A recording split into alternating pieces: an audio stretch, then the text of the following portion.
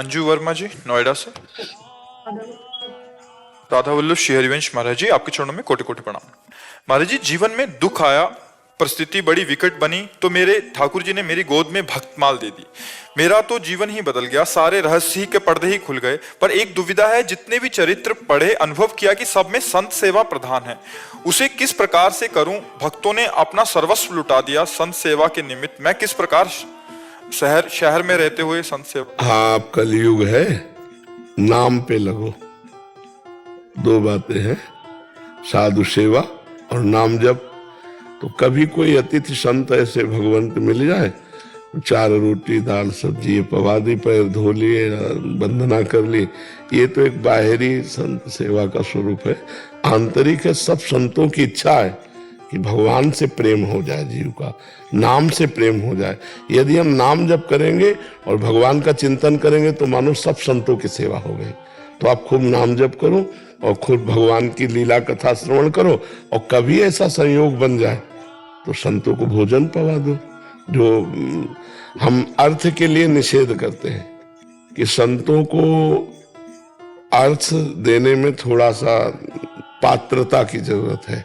और जैसे कोई संत वेश में आया, आपसे अर्थ मांगा, आपने अर्थ दे दिया, उसका गलत आचरणों में प्रयोग करे तो आपको भी अधोगति प्राप्त होगी।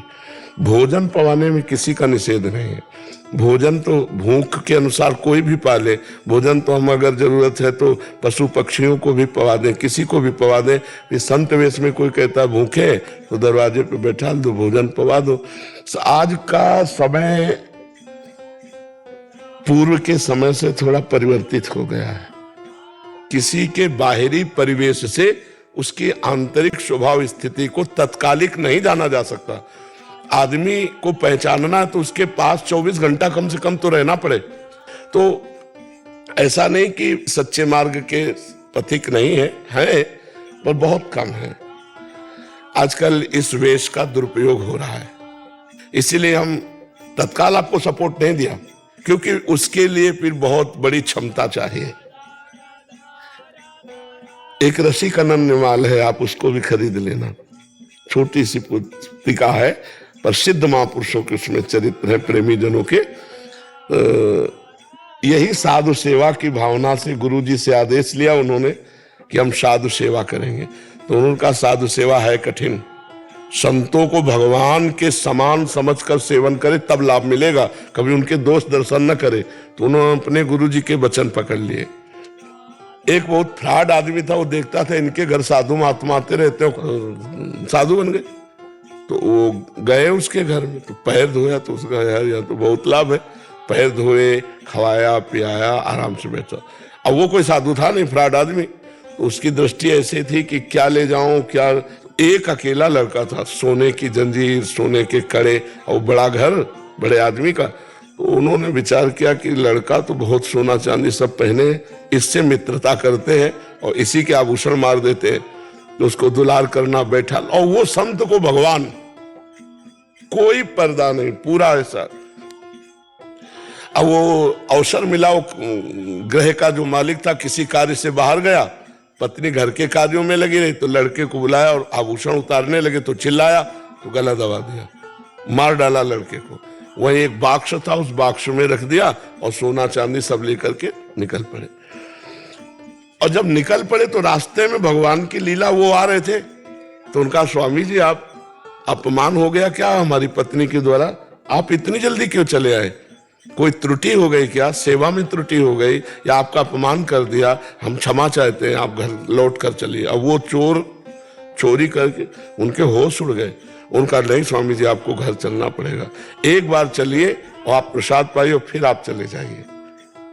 अब ना कह नहीं सकते, भक्ति का इतना उनका भाव था। वो गए तो उनका लड़का कहाँ है?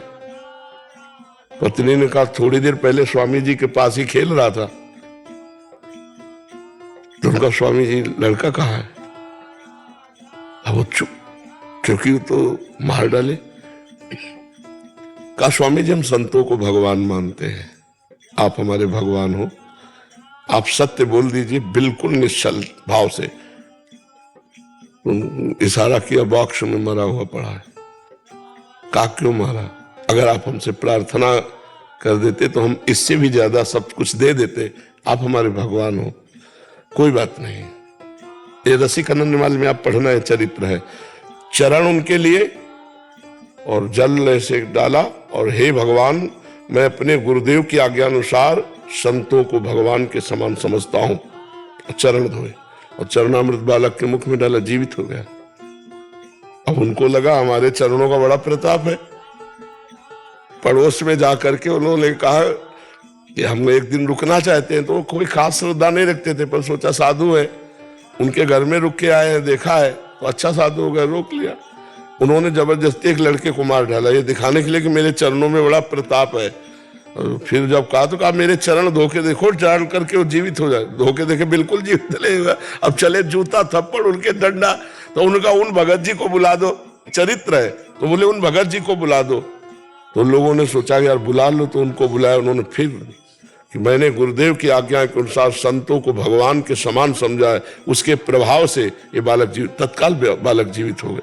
तब उनको लगा यार मेरे चरणों में नहीं, ये तो भगत जी के। तो फिर उस दिन से वो असली संत बन गए।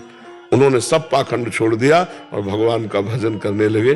तो संतों में सब संत भगवान के स्वरूप हैं, पर कुछ जो है आजकल ऐसा चल पड़ा, इसलिए हम आप लोगों से कहेंगे कि सावधानी रखिएगा, जिससे आपकी श्रद्धा न गिरने पावे आपकी, क्योंकि वो तो चले गए और श्रद्धा खत्म हो गई तो अच्छे संतों के प्रति भी खत्म हो जाएगी।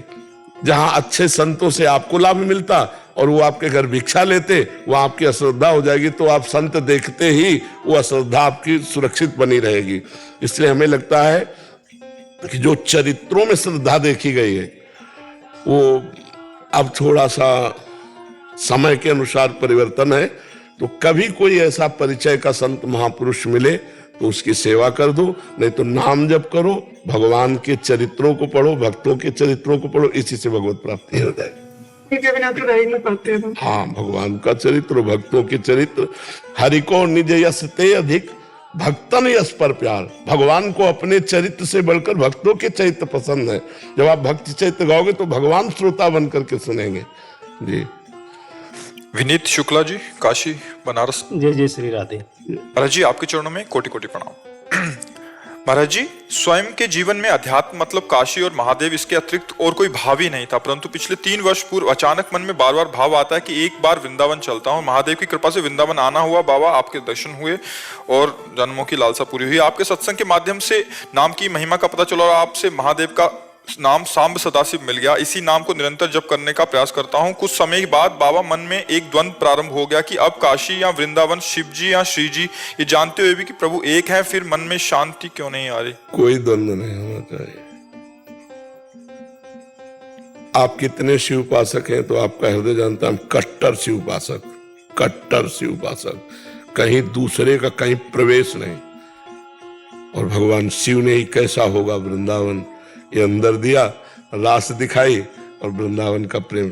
तो शिव जी से प्रेम कम है क्या कि हमारे लिए 2 हो ही नहीं? समझ रहे हो? जब शिव की बात आती है तो हृदय बहा बहा शिव जी की तरफ, और जब प्रिया प्रीतम की बात आती है तो हमें 2 ही लगते नहीं। बाबा पूर्व में मैं आया था जो है, जी। और यही प्रश्न मैंने आपसे किया। जी और प्रश्न जैसे ही किया, फिर आप भाव में आके आपने उसका उत्तर दिया। जी। और उसके बाद बाबा जैसे हम निकले तो 2 संत भगवान आ गए, वो प्रमाण लेके भी आ गए। हाँ, देवी भागवत का, हाँ देवी भागवत का, जी जी जी। शिव जी ही जो है श्री जी है।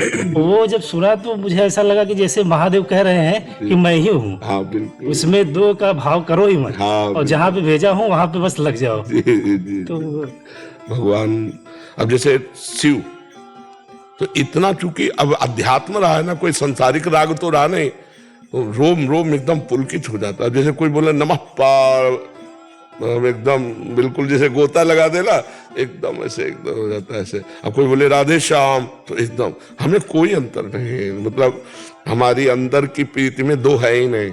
अंतर की प्रीति में जैसा महादेव चल पड़े तो फिर महादेव, प्रियाजू तो प्रियाजू, 2 नहीं है। मेरी प्रीति में 2 नहीं है, ना इतनी उधर से कम है ना इतनी इधर से कम है। और इधर उधर दोनों हट करके केवल यही है। और समझ पाए तो समझ ले, बस चल देते। बाबा वृंदावन तो महादेव ने ही भेजा है बाबा। हाँ, हमको भी भेजा है उन्होंने। हाँ तो महारानी जी मतलब बाबा अभी तो शाम सदा शिव ही जप रहा था, जी। बट अभी बाबा महारानी जी का नाम राधे नाम जप सकता हूँ जो है। हाँ, राधा राधा जपो, राधा नाम भी शिव का है। हाँ, ऐसा मान करके जपो, ठीक है। हाँ, बस। अभिषेक वर्मा जी। राधे राधे शिव। महाराज जी आपके चरणों में कोटि कोटि प्रणाम। महाराज जी हम अपने जीवन को कैसे इतना सुंदर बनाएं कि हमें संत अपना मान लें। हम अपने जीवन को भगवान के चरणों में समर्पित कर दें। लोहा अगर वो सोना बनना चाहे तो जीवन भर रगड़ा जाए तो भी सोना नहीं बनेगा। पारस का स्पर्श होते ही सोना हो जाता है, नहीं हो जाता। तो अगर हम अपने को सुंदर बनाने की बात सोचेंगे तो हमारा अहंकार पुष्ट होगा, और अगर हम अपने को नीच मानकर भगवान की शरण में हो जाएंगे तो बहुत सुंदर हो जाएंगे। हम सब सद्गुणों के भंडार बन जाएंगे। फिर भी यही बात रहेगी कि मैं तो अधम हूं, मैं बहुत नीच हूं, मैं आपके योग्य ही नहीं हूं। ये तो आपकी करुणा है कि आप मुझे स्वीकार किए हुए। यही सुंदरता है भक्ति मार्ग में। दैन्य सुंदरता है और अहंकार दूषण है, ये अहंकार दोष है। ये सब जैसे खीर बनी और मक्खी मर के उसमें तो भगवान के भोग लगाने लायक नहीं रही। ऐसे साधन तो किए पर अहंकार आ गया तो सब गया। यही दरबार दीन को आदर रीत सदा चली आई, जे दीन पियारे वेद पुकारे द्रवहु सुश्री भगवाना। भगवान को दैन्य प्रिय है। नाथ मैं आपके कभी योग्य नहीं था, ना हूं ना रह पाऊंगा, आप बना लो अपने योग्य। प्रभु मैं जैसा भी हूं आपका हूं। बस ये भगवान को प्यारा है, ठीक है ना। सारे दैवी संप्रदाय दैन्य में आ जाती है। जो दैवी संपदा है वो दैन्य में आती है, और सारे दोष अहंकार में आ जाते हैं। तो हमें अगर सुंदर बनना है तो गुणवान बनना है, गुणवान बनना है तो दैन्य बनना है। प्रभु मैं किसी योग्य नहीं हूं, बस इसी में सब सुंदरता आ जाती है जी। समृद्धि श्रीवास्तव जी छत्तीसगढ़ से। श्री हरिवंश महाराज जी। महाराज जी जब भी मन अशांत होता है या कुछ समझ नहीं आता तब क्या करूं, तब आपके सत्संग आपके विचार सुनती हूं तो मन बहुत शांत हो जाता है। मेरे लिए ये एक प्रेरणा है। यदि कभी कुछ खराब होता है या कोई कार्य की गति रुकती है तब फिर वही डर सताता है और मन में निराशा आ जाती है। जीवन क्या है ये सोचने लगती हूँ, कहीं मैं अपने मार्ग से भटक तो नहीं रही। महाराज जी मुझे मार्गदर्शन करें।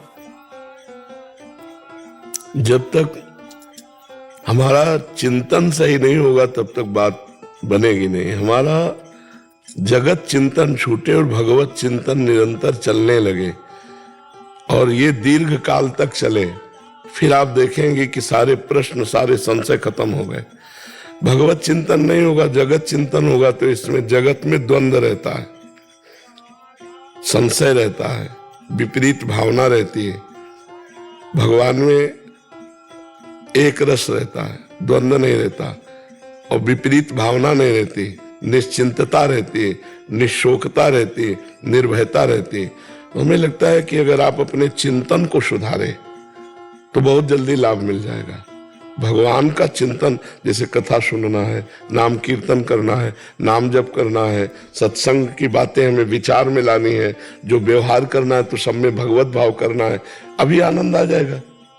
जब हम व्यक्तित्व और संसारिकता में फंसते हैं तो क्लेश हो जाता है। अध्यात्मवान होकर अगर संसार में व्यवहार करो तो कभी क्लेश होगा ही नहीं।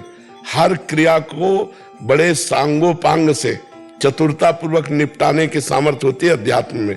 बड़े से बड़ी समस्या को चुटकी में सुलझा देना, नहीं तो छोटी छोटी बात को 20-20 वर्ष तक हम दबाए रहते हैं। 20 वर्ष बाद आदमी मिला तो बस वही बात आ गई, ये वही आदमी है जैसा, और 20 सेकंड में बड़ी से बड़ी समस्या का समाधान अध्यात्म में निकल आएगा, क्योंकि विवेकवान है, ज्ञानी है। तो आप भगवत चिंतन परायण रहिए, सत्संग सुनिए, और जब किसी से व्यवहार कीजिए तो उसमें भगवत भाव कीजिए। इसमें पावर भगवान विराजमान है। ये बोलना चलना क्रिया करना ये इसकी बुद्धि के अनुसार है, लेकिन बुद्धि में जो पावर है वो भगवान दे रहे हैं। तो हम सबसे पहले भगवत भाव करें, और हमारे प्रति जो कोई प्रतिकूल व्यवहार करे तो ये भगवान की कृपा है हमारे ऊपर, क्योंकि जो शारीरिक दंड भोगना था वो वाचिक से हमारे को निपटा रहे हैं भगवान। विवेक के द्वारा हम अपने को बचाते रहे और नाम जब बढ़ाते रहे, जिसे कोई संशय कोई द्वंद्व नहीं रह जाएगा। आगे आप देख लेना।